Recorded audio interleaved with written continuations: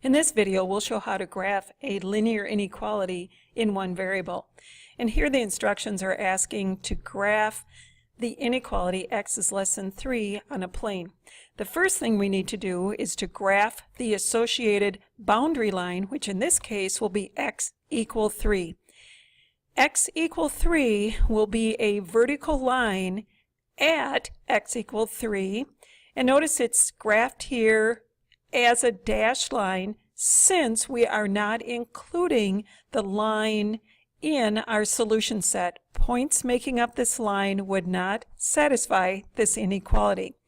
Next, we then want to shade the half plane that has all ordered pairs that will satisfy this inequality. And we're looking for x values that are less than this boundary line, which would mean we're shading to the left of that line.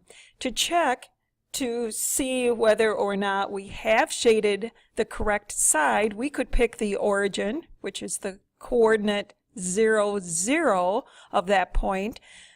Replacing the x with 0 from that ordered pair gives us a true statement. 0 is less than 3, and it's a verification that this has been graphed correctly.